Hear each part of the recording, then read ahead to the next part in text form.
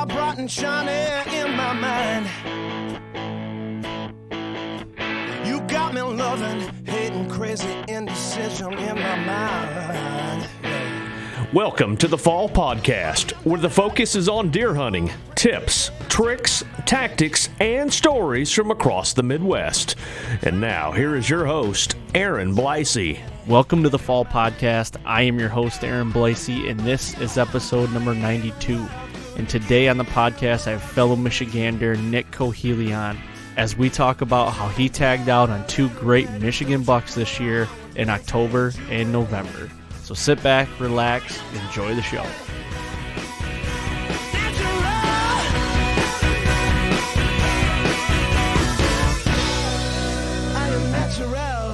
All right, today we have another Michigander on the podcast. It's his first trip to the podcast here, Mr. Nick Coheley. Welcome to the podcast, man. Thanks, man. Thanks. How you doing today? What's going on in your neck of the woods? Just got done loading the truck up, getting ready to hit the road again tomorrow. Head out west and see if we can't fill some of those late season tags. There you go. Where are you heading? What state? Missouri. Missouri. So, you've been grinding it out there this year. Have you had any luck? Made a few trips out. Had some good encounters, but just haven't been able to seal the deal on one yet. So just playing the chess match, basically. There you go. Well, it's probably pretty easy right now. You got 2 bucks down that I know of, right? 2 bucks in Michigan this year, and that's why I brought you on here.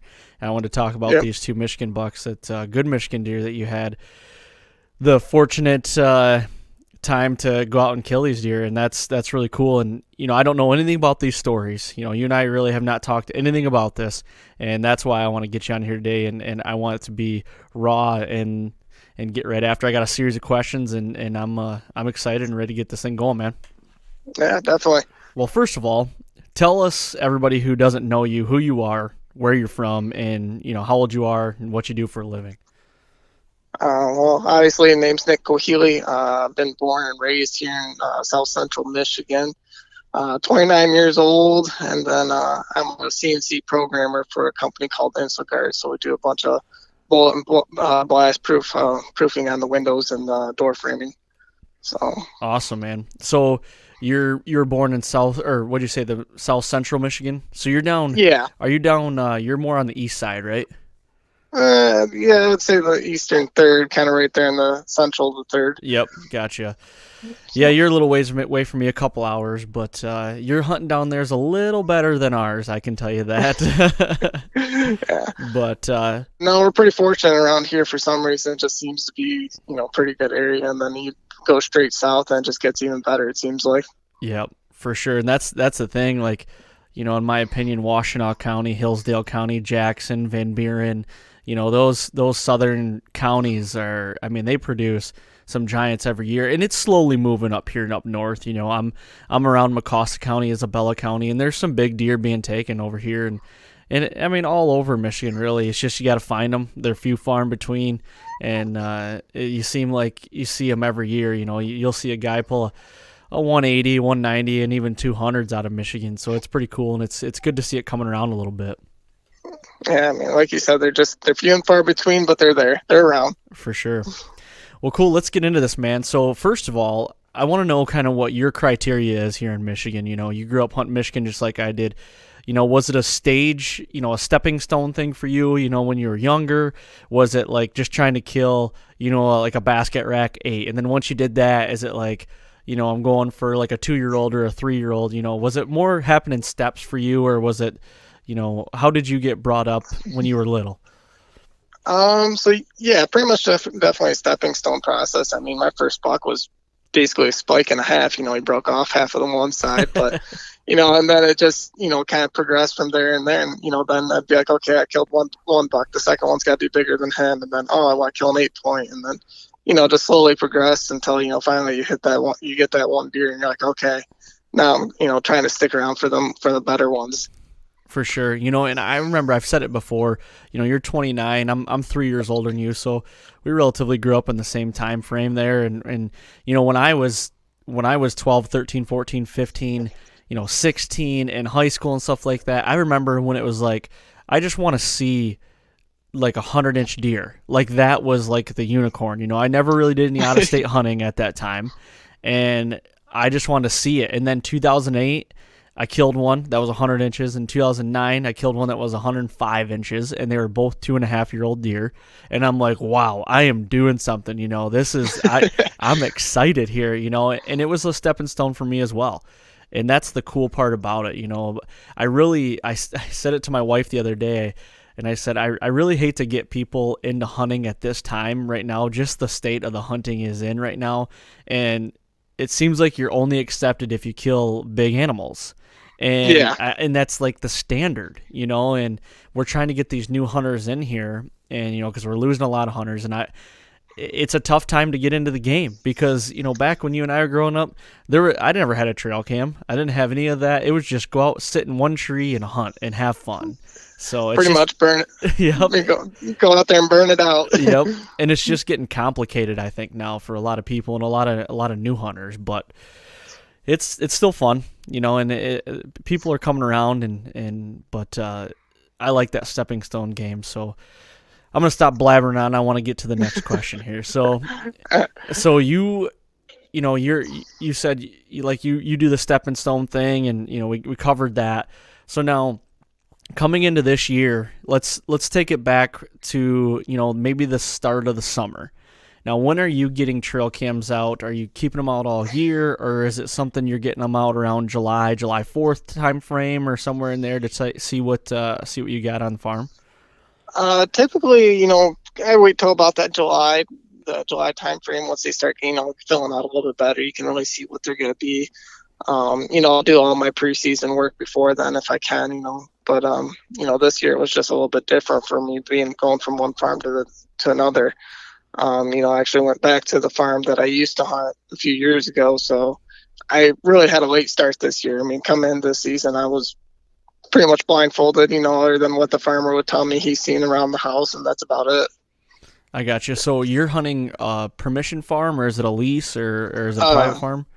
Lease farm. Okay, gotcha. So how many acres is the lease? 600. 600 acres. So is there a lot of, is it, you know, you said a farmer owns it, so is there a lot of ag, a little timber? Is it a lot of timber? So basically 600 acres, you know, mile by mile block is basically the best way to describe it. And then there's 5 different woodlots across it. 2 biggest ones are 25-acre woodlots, and then the other ones are, you know, they probably make up 50 acres between the other 3, so they're smaller ones. Okay. And I like those little pockets of woods too. I mean, I've got a farm here in Michigan that's like little pockets, and, you know, you catch a buck that's cruising, and that's what they like to do, is they cruise those woodlots and they cruise those wooded fence rows if you have any of those, and you can get really lucky with some good deer on those. Yeah, that's kind of how it is out there. I mean, you pretty much during the rut, you can catch them going from woodlot to woodlot to woodlot type of deal. Yep. So what was the crop rotation this year on this farm? So I would say primarily a lot of it was beans and then winter wheat. So, you know, winter wheat when it was winter wheat, you know, it got picked in July, and then they tilled under you know, it's all tilled underground by the time season rolls around. So you really can't bank on it too much, but had a little bit of standing corn, but just a couple fields of it, you know, not a whole lot, to be honest with you. Gotcha. So, you know, coming into this year, you said you had a late start on this farm. So were you getting cameras out and still trying to figure out what deer are there, or was it just one of those things like, I'm going in blind, whatever happens, happens? So thankfully I got a real good relationship with the farmer. And I mean, if he sees a good deer, he'll tell me. And that's kind of what drew me back this year, is just because of one he was seeing around there. And, you know, and so then I went out and put out a couple cameras. I really don't run a whole lot here in Michigan anymore, to be honest with you, but put a couple of them out, see if I could get a picture of that deer, and never did, to be honest with you, but I was able to get some intel on some of the other deer that were around. All right, so you put a few cameras out. Now, what's your criteria? Are you looking for an age structure? Are you looking for antler size? What is it here in Michigan that you're really should strive for? Really, in Michigan, you know, 3.5 and older. That's kind of what I bank on. As long as they're 3.5, I'm good with them.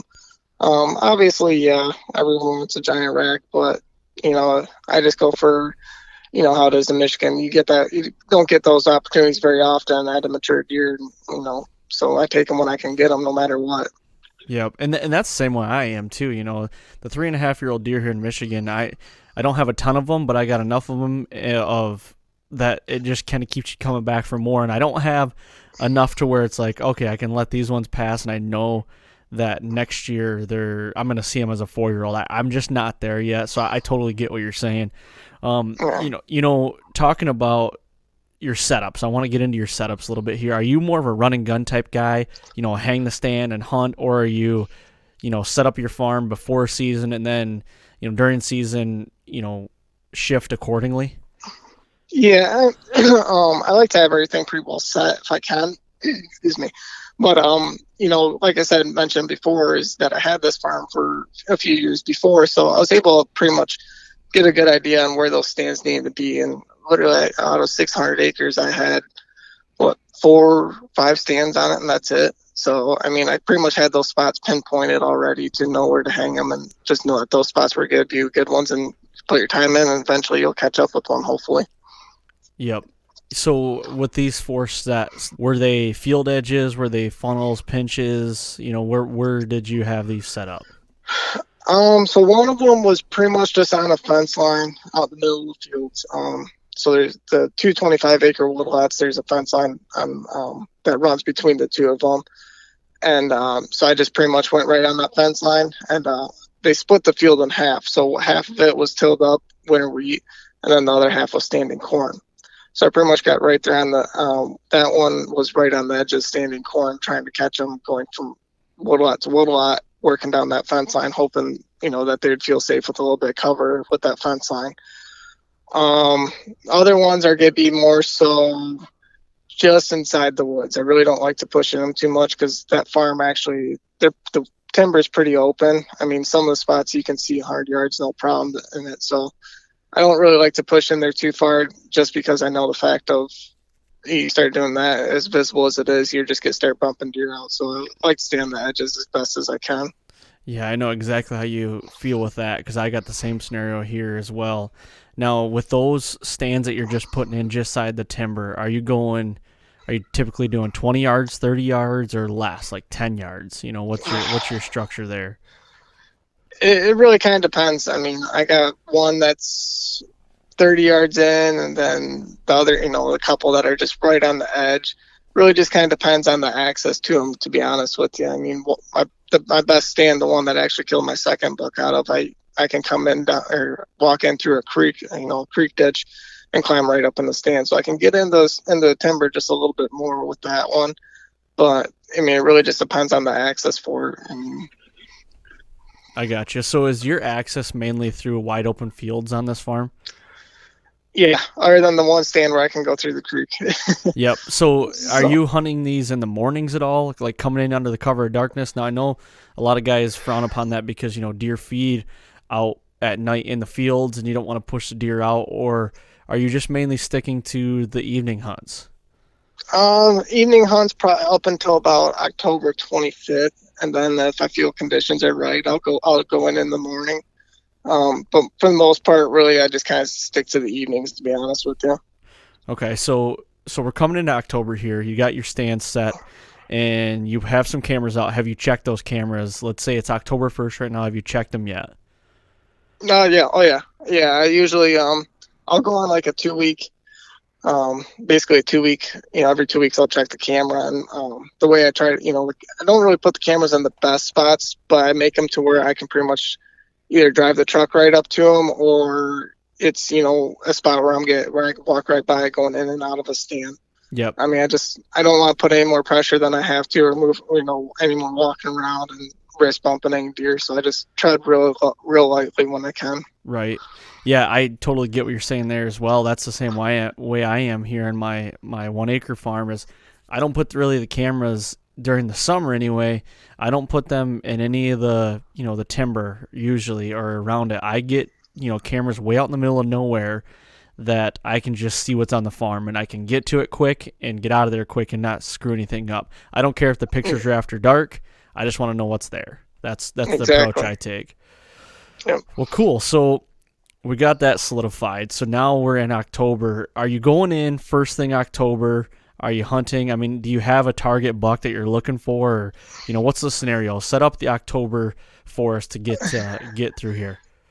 So going into October, I mean, like I said, the farmer called me and told me, he was comparing this deer to the one I chased back, a few years ago that the neighbor actually ended up killing, and he was a 180-inch deer. Wow. So he was comparing them to him, so that obviously had my attention. I was like, I never got a picture of that deer, but the farmer saw him. A couple other people have seen him, so I knew he was in the area. But so that was my hope, is to at least be able to get a picture or lay eyes on that deer, or whatever I could. But I knew of a couple of other good ones coming into the season also too. And like I said before, the first mature deer that I get an opportunity at, I'm gonna take it. So really, it was just kind of I go in there light and kind of work my way in. I mean, early October, unless there's a cold front or something like that, I usually stay out of there. So I just kind of, timing is really what it boils down to. I got you. So you're just waiting for the right time, time frame, whether it's a cold front or conditions are right, which I totally get that as well. Because, with the smaller woodlots, in my opinion, you get in there and if you blow them out early, they're done. And I got a stand that I won't even touch until the rut, if I can hunt here in the rut. So, and you might only hunt it once or twice, and that might be all you get. But I totally get that. So when was the first sit on this farm this year? What day was it? Oh, I want to say it was the first, or it wasn't the first week. Okay, so it would have been the first week, because October 6th I had an encounter with a good one. So yeah, it would have been somewhere in that first time frame. I don't know the date exactly, but just kind of one of my less intrusive stands I went into. And then October 6th we had a cold front come in, and I slipped up through the creek into one of the stands there. But so you had an encounter with a good one there. Walk us through that. What happened there? So yeah, because I went out that so it was October 5th actually is what it was. I went out the evening before, and I had a smaller buck bumping some does around. He was grunting the whole time, just kind of figure, he's a younger deer, no big deal. So I go to the other side of go to my other spot the next day when the temperatures cooled down, slipped up in there. And there's actually, I call it the fingers, what I call it. It's the field kind of wraps around in the woods a little bit. It's like a 30-yard strip, and then kind of runs right along the creek. So a lot of times these deer will kind of work right out through that little strip of the ag, and then filter out into the big fields. So went in there, didn't even get my camera gear set up or anything like that, and looked over, and there was a pretty good 2-year-old. He all of a sudden he just started bumping some does around, and I was like, just, again, first week October, thinking, okay, this is kind of weird type thing. Yep. And he ran them back into the timber, and it was probably 45 minutes before dark. All of a sudden I look over, I see some does, and the 4 or 5 does kind of come filtering by me, and I can hear a deer grunting behind them again. And so I'm like, probably just the same deer, no big deal. The way they were coming, I couldn't really see them until they got to about 30 yards. And, he come out, and I pulled the binos up and just, to make sure it was the same deer and whatnot. And it wasn't. It was a pretty good one. And he come in, and, I took a shot at him, and I hit a branch and just didn't get an ethical shot. We spent the whole next day with tracking dog. We had a guy going around in a helicopter trying to, scan in the corn, and we wasted every bit of effort trying to find that deer. And just, the shot was on film, but it was just where the arrow deflected after it hit that branch. It was just, we couldn't figure out where I hit that deer to save our life. And really wasn't a whole lot of blood, or anything like that. So it was unfortunate, bad start to the season, but, I counted it as a good encounter at least. Yep. So, unfortunate events, of course. If you haven't hit a twig or missed a deer in your life, then you probably haven't been hunting long enough, right? Exactly. That's what I keep telling myself, at least. Exactly. So now this deer, describe him a little bit. Was it a deer that you had on camera, or was it that one that the farmer was talking about? Actually, he was a brand new deer. So he wasn't as big as the one as the farmer was describing, so I don't believe it was that one. I never had a picture of him. I had one that was similar to him, but after looking at the footage, it wasn't. He was but he was like he was a mainframe 10, kickers off of both G2s and split brows. So Oh wow. he was. I bet you he would have been pushing in the 140 range probably. I mean, just beautiful Michigan deer. Yeah, great deer for sure. So now after this happened, you're obviously probably bumming a little bit, but then I mean you haven't even hit the best part of the fall yet. So what's your thoughts right now? Basically just kind of laid back for a little bit because after trying to look for that deer, I pretty well felt like I blew out that area pretty good. So I just kind of sat back a little bit. Waited, I think it was about 2 weeks before I even went back out again.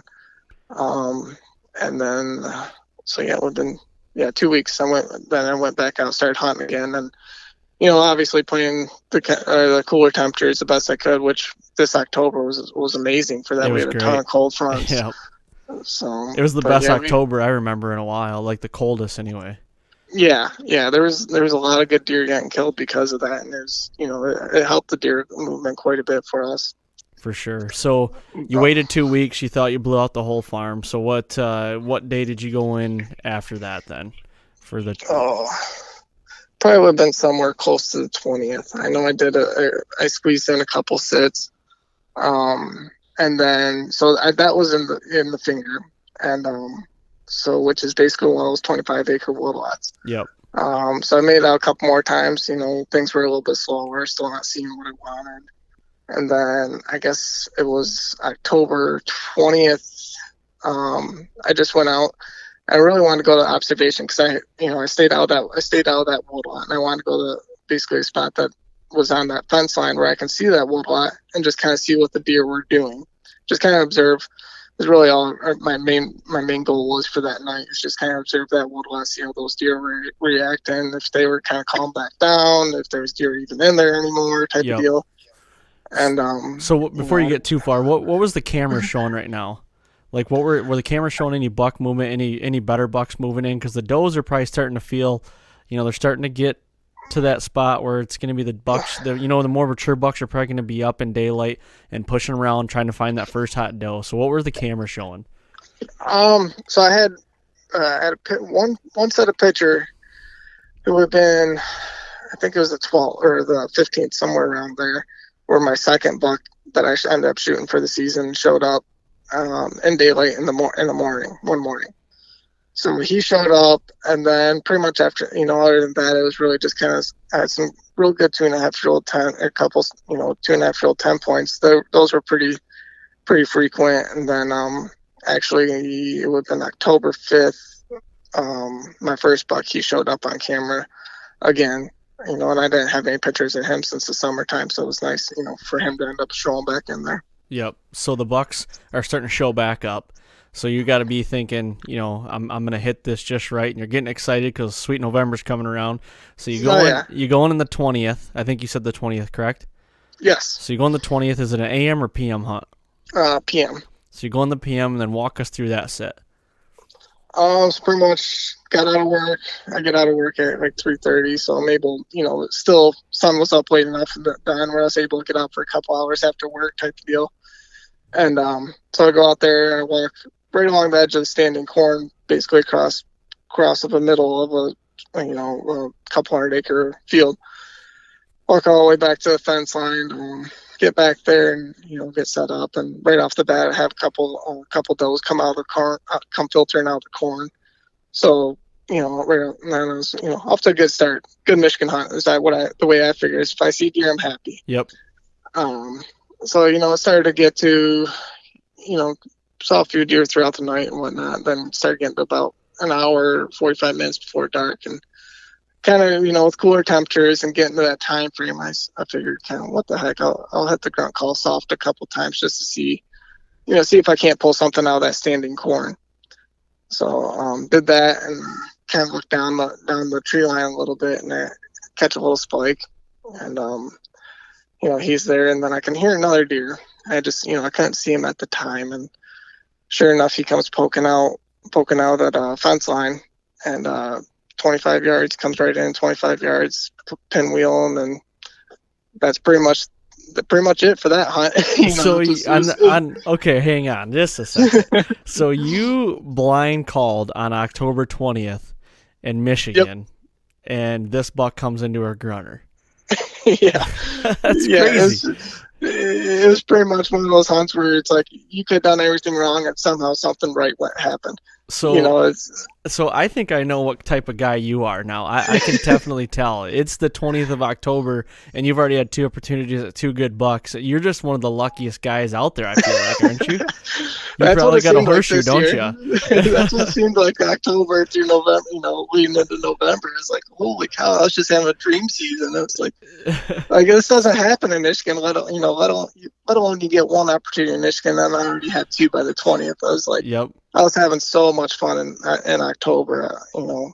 So this deer comes out, and you shoot him, you know, a good shot and everything. You know, you recover him. So explain that deer a little bit. What did he meet your criteria?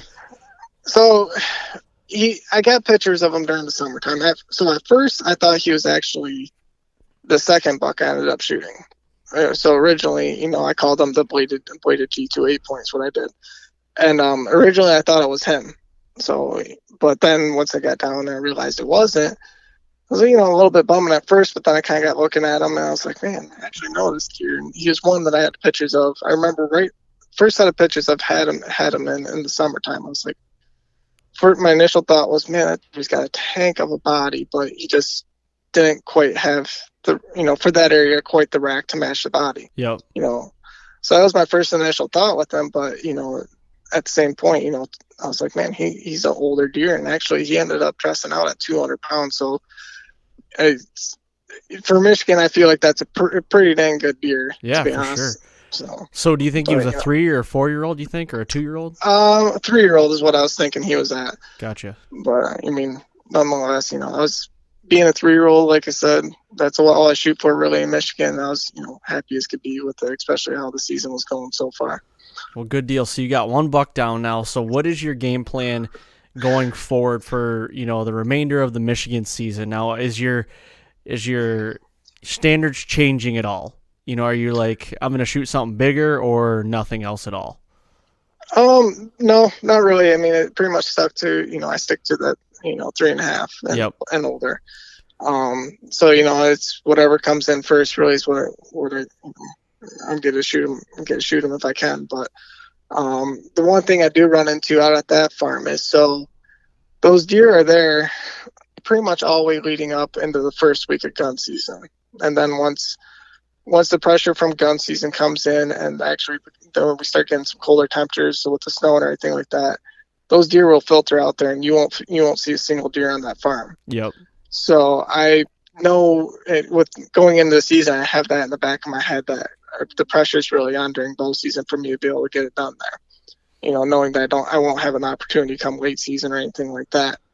And then also too, I was getting head to Missouri.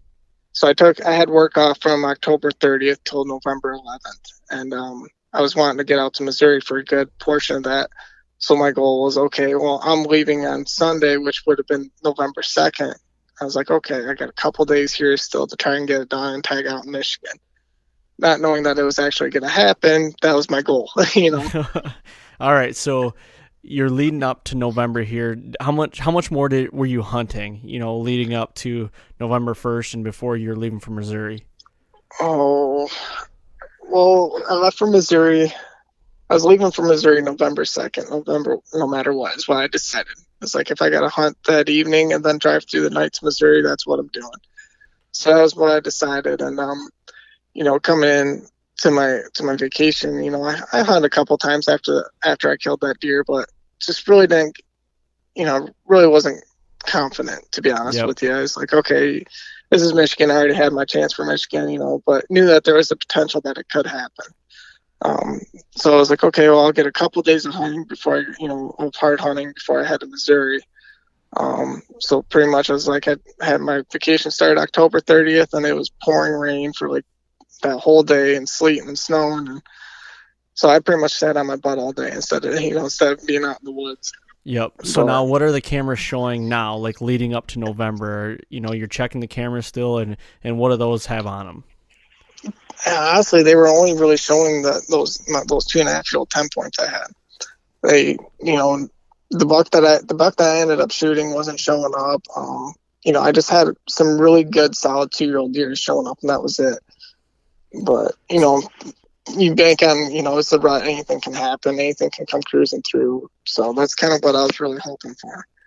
I got you. So you had a couple sets that were unsuccessful. You didn't have a lot of confidence going into it, and no shooters really shown up. So what made you go in? We're in. You said it was sleeting and snowing on the 30th, and we got Halloween, and you're leaving on the 2nd. So take me through Halloween first and 31st and the 1st. What was your game plan in Michigan, for that before you left? Just hunt it, hunt as hard as I could. I mean, I had that spot I call the finger is actually one of my best stands on the property, and that's a buck. The way the stand's set up, if a buck's gonna cruise through that wood lot, odds are that he's gonna come within 30 yards of that stand. So I really, if the wind was gonna be right, that's where I was going, type thing.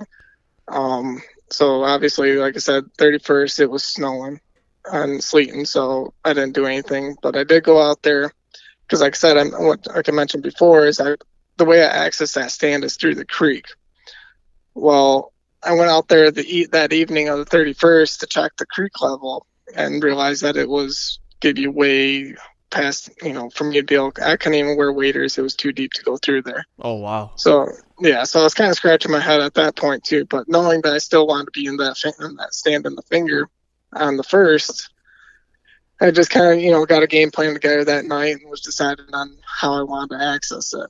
So, fast forwarding through the night, we got a little bit of snow and rain, and kind of, thinking that, okay, well, the leaves in the woods will be wet, so it won't be too noisy going through the woods. But so November 1st, I went in there, and I got in there super early. I mean, it's only probably at the most 200-yard walk, and it took me over an hour to get in that stand in the morning, just because I was going so slow, trying not to bump any deer out of there. Yep. And now, did you bump any deer out of there when you were going in? Do you know?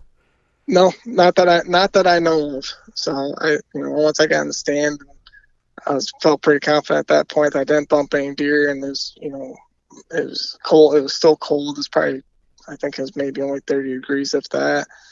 And I was just, November 1st, what can you expect? Exactly. So now, was your plan to sit all day?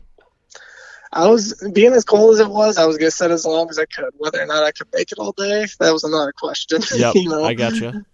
So then, how did the morning end up? You got in the stand, it's breaking day. Take us through the morning. So right off the bat, I had a smaller buck come through, filtering back into the woods, just kind of running right down the line of where them bucks always cruise. And so that was right at daybreak. And then I'd say it was probably about an hour after daybreak, I look back into the woods, and I catch a glimpse of some does, pretty much exactly in the same spot where I had the first encounter. Same exact spot where I saw the does, and pull up the binos, look, and there's a good buck. I see a good buck behind him. So thinking, okay, well, he's bumping them does around. There's no way he's gonna come in, but what the heck do I gotta lose? Gave him a couple grunts, and he kind of bumped him around a little bit more still. But then, after a couple minutes, I look in the only thick spot in the woods, and all of a sudden I see him start coming towards me. He just pretty much came in right on a string to 20 yards, and I blew that shot. So wait a second, you blew it. What do you mean? So with filming, you get your mind's going 100 mile an hour when you're trying to self-film, and everything's just coming together, and mine's going 100 mile an hour, and I don't know if I rushed it or what, but I just flat out missed them, and I'm like, that feeling when you miss a deer, your gut just sinks. Oh man, okay. You get one chance in Michigan. You've had 3 now, and it's only November 1st. And what the heck? I want your luck, man. So anyways, I miss him, and he's just takes like 2 or 3 bounds, stops, looks around. I mean, he's still only 30 yards at this point, and he just kind of looks around, and I'm just at that point I'm like froze, because I don't really have a lot of cover in this tree, and it's a pretty open tree, but I knew it's one of those spots where it's got to be. And so I'm just froze, not even like, okay, now what do I do? Thinking, oh, I need another arrow, and I shoot with my quiver off my bow, so my arrows are hanging on a hook on the tree. I'm just like in panic mode at that point, and like thinking, oh, you just blew it, you blew your opportunity. And so he ends up going out, and there's a trail that actually goes from my stand out to the big field, and for whatever reason, he hit that trail and turned right and come right back by me. I knew where it was going to be already. I ranged it for 35 yards and just as open as it could be, and I, shot him again. Yeah, why wouldn't he? He's just a chip shot. He just walks right by you. I swear, man. You need to come hunting with me, and you just sit in a tree next to me and just say, "Hey, you're just my good luck charm. You're like a little gnome. I just need to see bucks." Yeah, you're killing me. It was. I don't know what the deal was this October, but I wouldn't change it for nothing. I wish I could have that luck every year.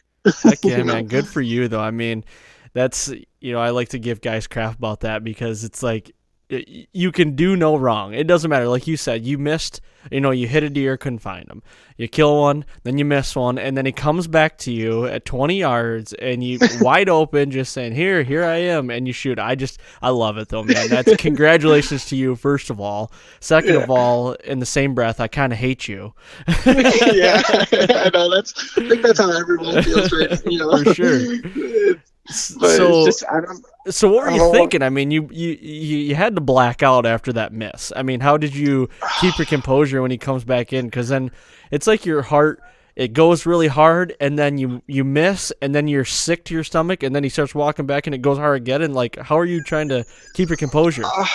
I like you said, I pretty much just kind of blacked out. No, it's I think one thing too that really like has.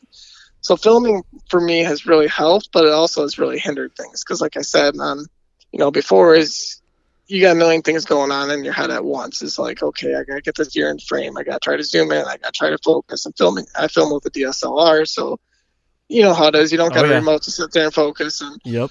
So it's a little bit trickier. And so at the same point, I think after I missed, it was just kind of, I just went back into the cameraman mode at that point, and it just like, okay, let's hurry up, get an arrow, try to get an arrow on him, and get the camera back on him. It was just honestly, I was a lot calmer than I probably would have ever expected to be. It all kind of helped out for in the end. Yep. To be honest. Now, at any moment, did you say, "Screw the camera, I'm just gonna kill this deer"? It crossed my mind. Did you have Tyler in the back of your head saying, "No, you got to get it on film"?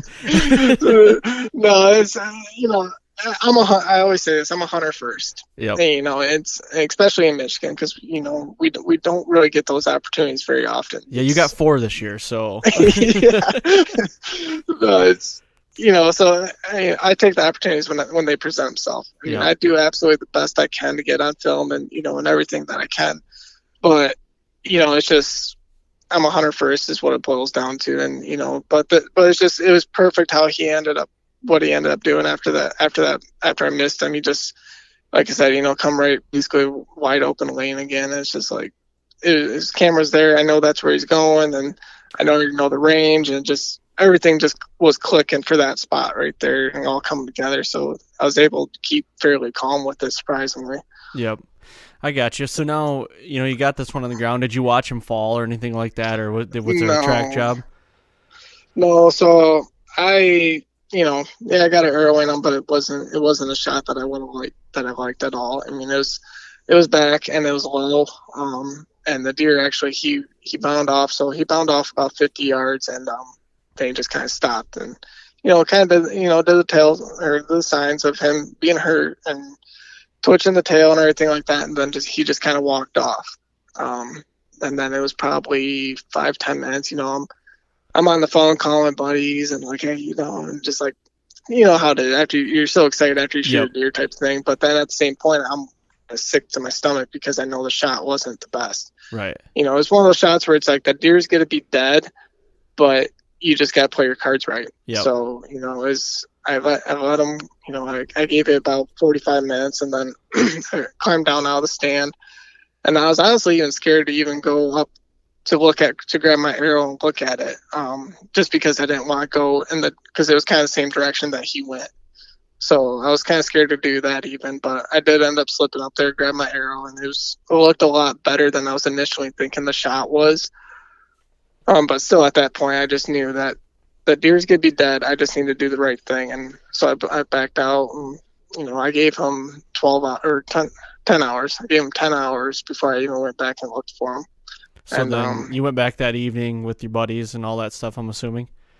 Nope, actually, because I was so paranoid and scared of, that I was like, I just want to go in there. I had my dad with me, and I had him stay back, and I was just like, I just want to kind of slip up here just in case, because I knew he would be, he's either going to be dead, or he's going to be sick and hurt and, bedded somewhere.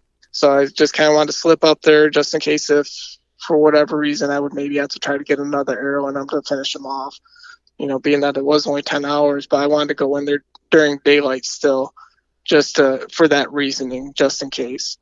So, but as I took up the blood trail, and the first 50 yards or so, I was like, oh, this, he's gonna be dead.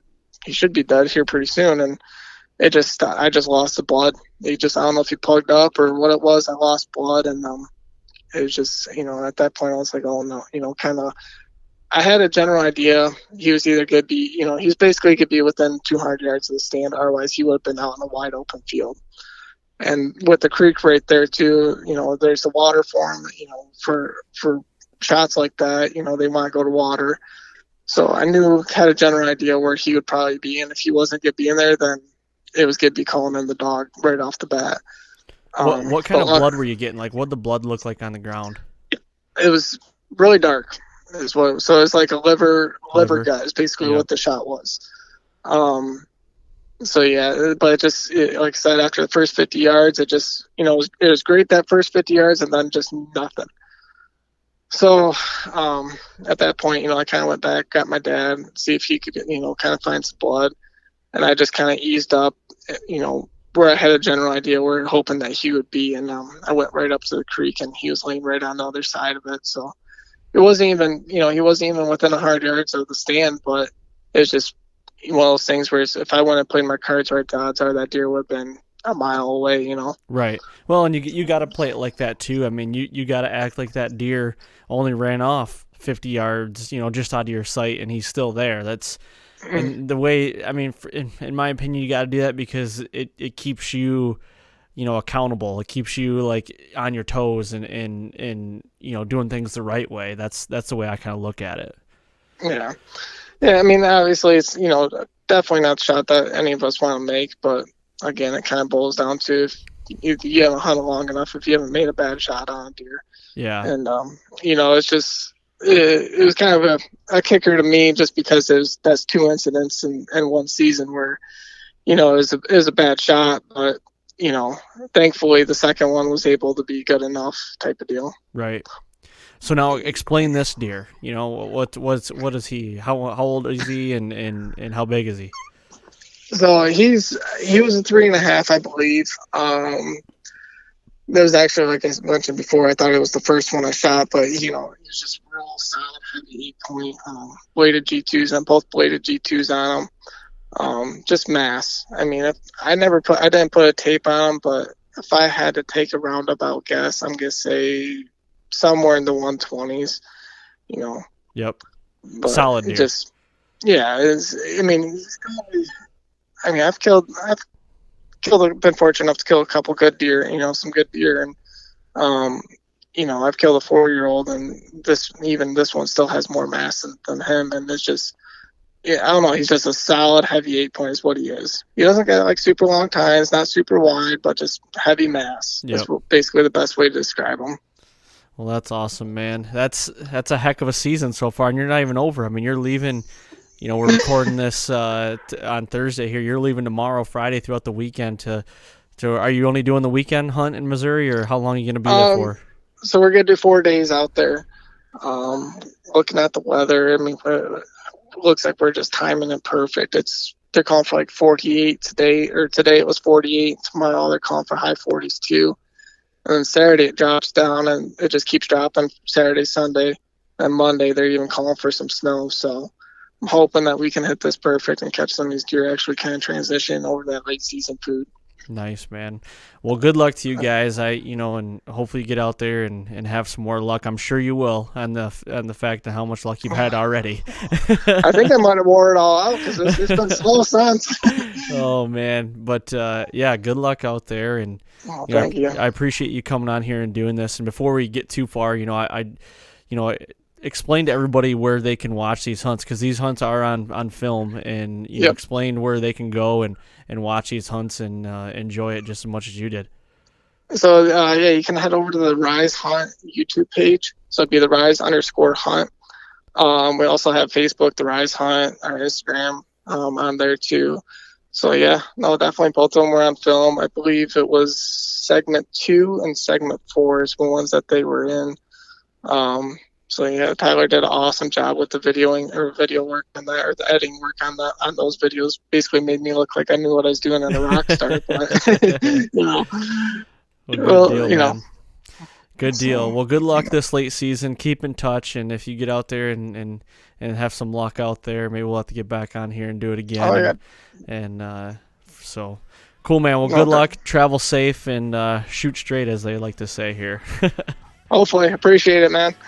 And there you have it, another great episode. I love when I can get Michigan guys on, because we get to talk about the deer hunting that I grew up doing, and a lot of you listeners have also.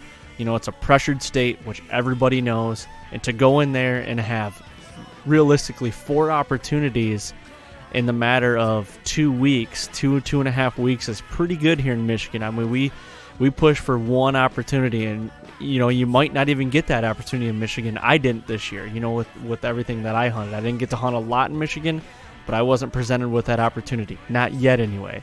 There's still some season left, so I appreciate you guys listening. If you could go to iTunes or Apple Podcast, one or the other, and leave a 5-star rating and leave some feedback, that'd be greatly appreciated. So thanks for listening. Thanks for the support, and we'll talk to you guys next week. I am natural.